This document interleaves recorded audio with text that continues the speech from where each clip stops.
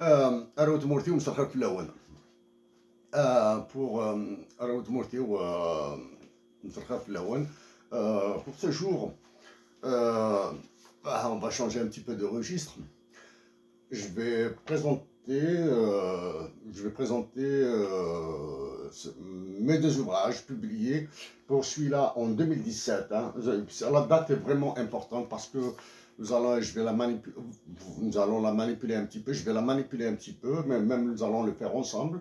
2017, si j'ai fait des marque-pages là pour juste parler des points essentiels, pour essayer de les expliquer. Ici, bon, ça c'est plus qui parle de droits de l'homme, et de l'économie. Celui-là, c'est un recueil de nouvelles. Et bien sûr, pour ma fille Davia, Yili, nous avons échangé pas mal. Nous continuons d'échanger, bien sûr. Échanger. Il y a quelque chose de très spécial pour toi ici. Je vais lire probablement, on va dire, 5 lignes. C'est tout. Et je te laisse le soin, Elie, de faire tout le reste. Même si tu as des relations en Algérie dans la presse, ou du moins, je peux t'aider si tu veux écrire quelque chose sur ça. Bon. Donc, avant d'aller vers ces deux ouvrages, il est indispensable pour moi de dire quelques mots même assez rapides pour ce jour sur ce qui se passe actuellement dans notre pays. À propos des innocents détenus en Algérie, ceux qui sont en prison ou bien ceux qui sont persécutés.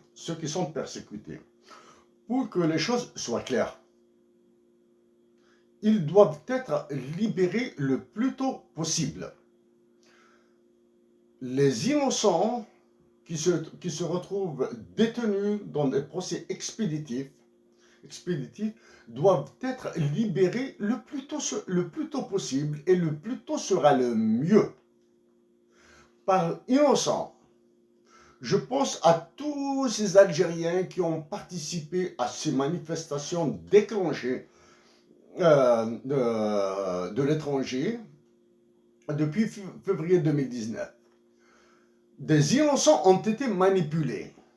Ces innocents doivent être libérés le plus tôt possible, et le plus tôt sera le mieux. Concernant maintenant les compatriotes algériens, particulièrement de Kabylie, mes compatriotes, ils demeurent mes compatriotes, d'Araout Mourtio, d'Issis Mourtio bien sûr, qui sont détenus pour des motifs extravagants de terrorisme, ou bien parce qu'ils appellent à l'indépendance de la Kabylie. Ils ont le droit d'appeler à ce qu'ils veulent.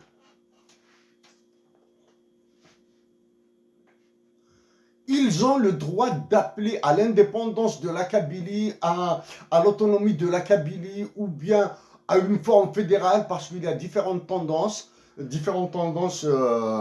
politiques qui s'expriment sur le futur de la Kabylie. Ils ont le droit et ils doivent dire ce qu'ils veulent. Personne n'a le monopole de la patrie. Certaines personnes, et je pense aux généraux de l'armée, ont le monopole de la violence dont ils abusent. Mais comme mes compatriotes de Kabylie, qui agissent chacun à sa façon pour l'indépendance ou l'autonomie ou bien une forme fédérale de la Kabylie, etc., doivent être libérés le plus tôt possible, et le plus tôt sera le mieux.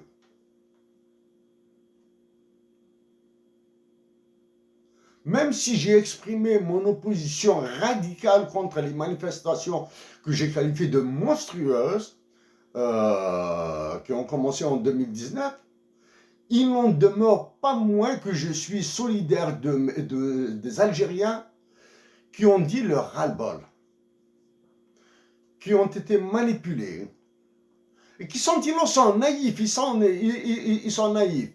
Après, je vais argumenter à travers certains passages du livre de 2017 que j'ai écrit. Hein. C'est écrit en 2017. Hein.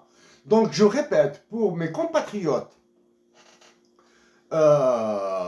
détenus pour des motifs de sécession de la Kabylie, de l'autonomie de la Kabylie, de l'indépendance de la Kabylie, et tout ce qui tourne dans ces eaux-là, dans ces revendications, ils doivent être libérés le plus tôt possible et le plus tôt sera le mieux.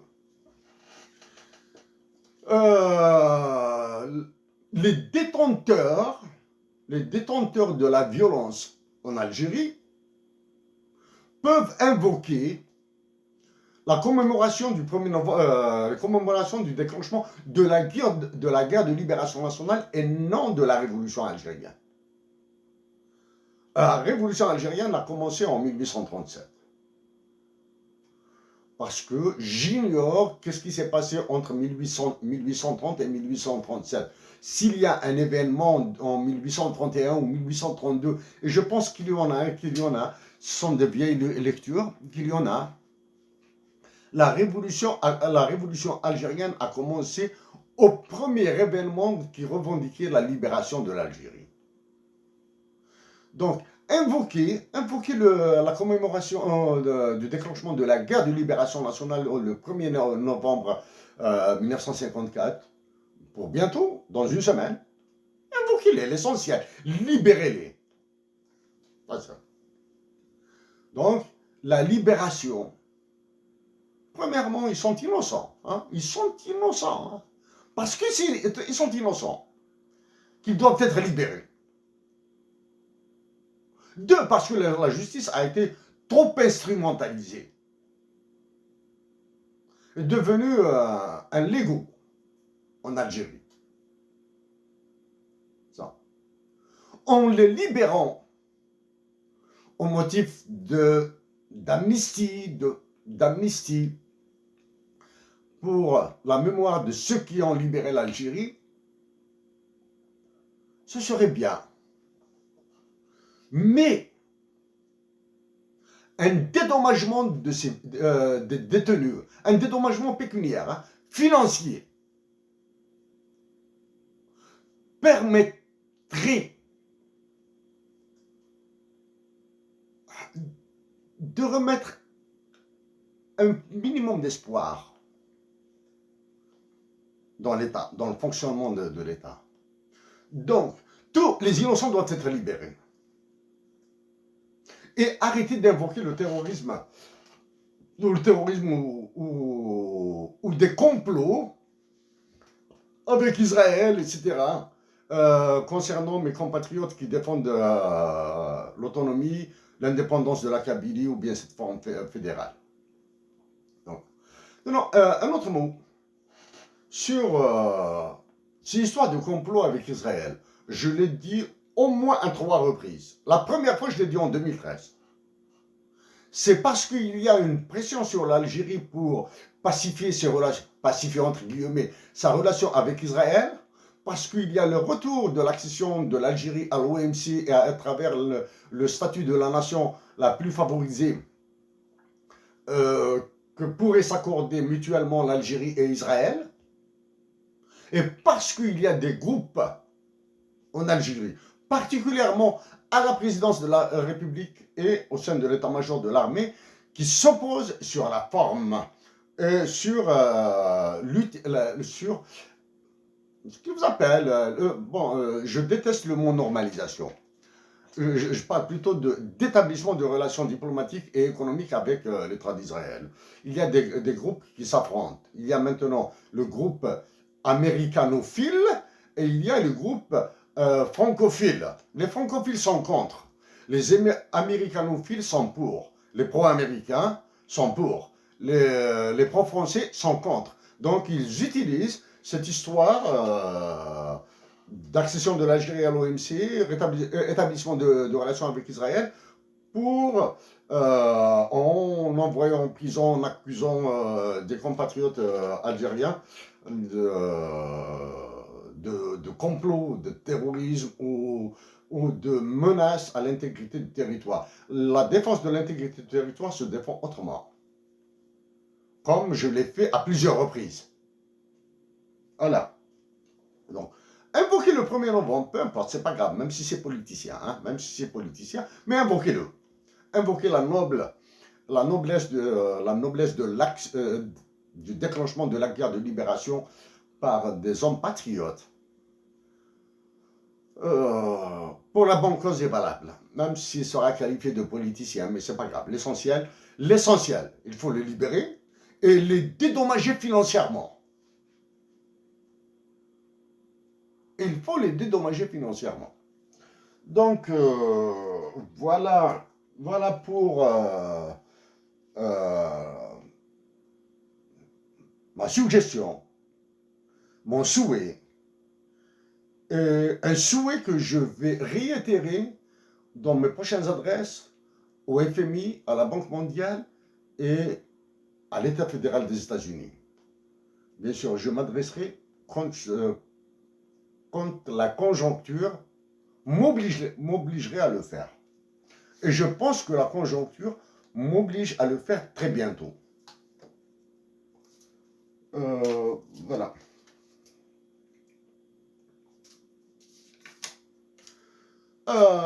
Donc maintenant, d'une manière un peu plus décontractée, je me sens un peu bizarre avec ces deux livres. Honnêtement, sincèrement, je me sens un peu bizarre. Ben, j'ai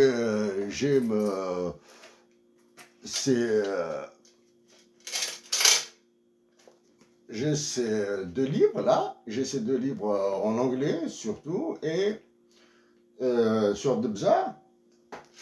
Dans celui en anglais, il y a une équation que je vais utiliser tout à l'heure. Bon, si je n'oublie pas, bien sûr.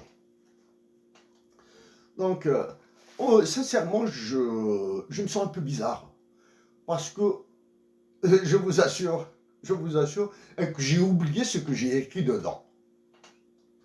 Parce que je l'ai écrit dans des conditions un peu difficiles. Du temps où j'étais à Montréal. Un peu difficile et j'ai carrément oublié. J'espère aussi ne pas oublier, c'est la fatigue qui fait ça, hein. J'espère ne pas oublier que je vais parler de la loi du prix unique. Concernant ces 4 livres, hein. La loi c'est une loi économique qui a qu'on utilise aussi dans ce qui est appelé la PPA, la parité du pouvoir d'achat absolu, ou bien la parité du pouvoir d'achat relative. Relative, c'est quand on introduit l'inflation, hein. Voilà, je vais en parler, j'espère ne pas oublier. Je commence par ce livre. J'ai fait des marque-pages parce que je ne vais pas en parler de l'intégralité, hein. Ici, P, actions nationales et internationales, ce sont les actions que j'ai faites au niveau, que ce soit en Algérie, que ce soit au niveau international. Par des écrits que j'ai rajoutés ici, certains écrits sont même publics. Droits humains. Analyse normative, positive et économique. Donc, je vais parler rapidement de l'analyse normative. C'est-à-dire, l'analyse normative, c'est comment doivent être les droits humains en Algérie. L'analyse positive, c'est comment sont pratiqués les droits de l'homme en Algérie. Positif, ça ne veut pas dire que c'est bon, hein. Ça veut dire les faits sur le... Et l'analyse économique, c'est comment... L'analyse économique des droits de l'homme, c'est la relation qu'il y a entre les droits de l'homme et l'économie. En particulier, ceux qui sont appelés les droits économiques, sociaux et culturels. En particulier, parce qu'ils sont plus faciles à mesurer,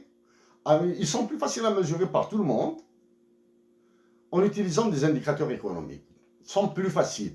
Par contre, les droits civils et politiques sont plus dans l'appréciation, dans l'évaluation. C'est-à-dire, c'est ce qu'on appelle des valeurs plutôt continues, hein. Ce ne sont pas des valeurs discrètes. Valeurs discrètes. Donc, je vais dire, maintenant pour les droits humains en Algérie.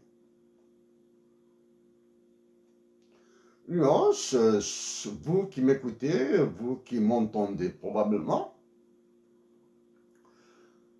de temps en temps, il faut poser des questions simples à des avocats, à des magistrats, avocats, juges, procureurs, ou bien spécialistes en droit, ou bien des professeurs d'université, ou bien surtout pas de la documentation. Pour lire les subtilités, pour vous expliquer des nuances, des subtilités dans le style, par exemple, quand on écrit le droit avec un D majuscule et le droit quand on écrit avec un D minuscule. Et quand on parle de loi et de règlement, pouvez-vous documenter? Bon, j'ai expliqué quelques détails ici. J'ai donné plutôt quelques détails ici. Vous pouvez vous documenter sur ce qu'on appelle les processus de ratification, c'est-à-dire du vu, du paraphe, de la signature, de l'adhésion au vote par les assemblées nationales des pays comme l'Algérie. Ensuite, l'envoi des résultats du vote à l'ONU et bien sûr l'entrée en vigueur, par exemple, des droits humains en Algérie. Bien sûr, ça, bon, j'ai expliqué un petit peu pourquoi l'Algérie, malgré les condamnations, pas les condamnations, il n'y a pas de condamnation, les dénonciations exactement.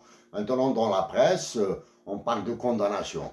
Mais dans la pratique, on parle de dénonciation ou de rappel, même pas de rappel à l'ordre, hein, c'est-à-dire on signale.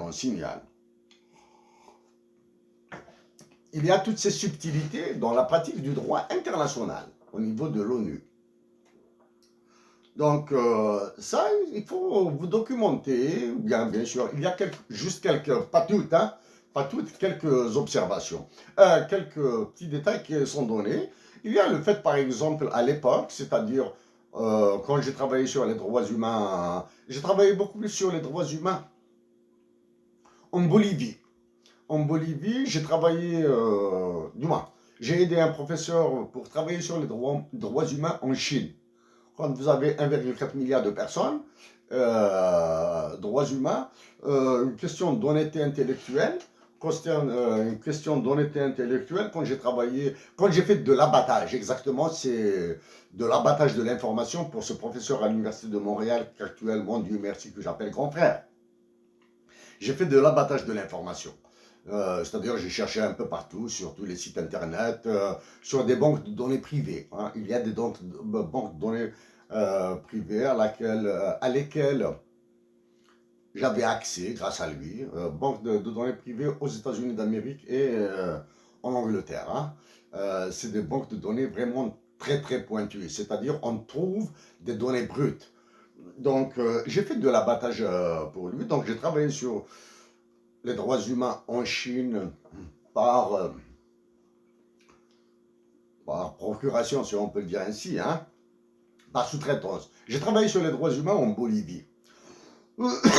Et le premier travail concret sur ça, c'est l'analyse, la mesure de la réalisation des droits économiques, sociaux et culturels par l'inflation. Ça, j'ai fait une présentation en Algérie en 2013. Donc, très important à l'époque quand bon, la session des droits de l'homme au niveau de l'ONU, donc j'ai exploité l'examen périodique universel, hein, en anglais on l'appelle UPR. UPR c'est Universal Periodic Review. Donc, c'est l'examen périodique universel. J'ai utilisé les résultats, les recommandations, les observations qui ont été faites à l'Algérie. Et à l'époque, l'Algérie avait elle avait fait un cadeau, un don de 500 000 $ au Conseil des droits de l'homme de l'ONU. Voilà. Maintenant, quand les droits humains, contre les protocoles additionnels, comme celui sur la Convention internationale des droits des enfants, sur l'exploitation des femmes, etc., hein, contre l'abolissement de la torture, le droit de la famille, etc. Donc, quand ils sont soumis à l'Algérie, quand l'Algérie prend une copie, c'est-à-dire elle signe, hein, elle ne paraphe pas, hein, du moins, elle paraphe, elle signe, mais elle n'a pas encore adhéré. Parce que l'Algérie peut dire qu'il est intéressé par l'adhésion et se rétracter après. Donc voilà pour... Donc l'Algérie, quand elle a ratifié par les députés, bon, ceux que vous avez là maintenant, les députés actuels, ils vont faire pire. Hein, ils vont brûler l'Algérie. Hein, ils vont la brûler. Donc, avant de ratifier les droits de l'homme et les protocoles additionnels, l'Algérie a émis des réserves et des observations sur la réduction de l'application de certains droits ou des réserves de fond, c'est-à-dire des articles, nous allons les rejeter. L'Algérie rejette l'application de certains articles. Donc c'est pour cette raison. Ça, c'est d'un point de vue positif. Du moins, ça a un impact directement sur la torture, la justice expéditive qui s'applique. Hein? Donc, quand l'Algérie claironne qu'elle a ratifié tous les instruments des droits de l'homme, on les appelle les instruments, cela ne veut pas dire qu'elle les applique tous. S'il y a une observation qu'elle a déposée au niveau de l'ONU, cette observation fait office d'exception. C'est-à-dire l'Algérie ne sera jamais sanctionnée, du moins sanctionnée, non. Elle ne sera pas, le non-respect de l'article des droits de l'homme ne sera pas, l'Algérie ne sera pas redevable de l'application de cet article. Voilà un petit peu pour les subtilités des droits humains en Algérie.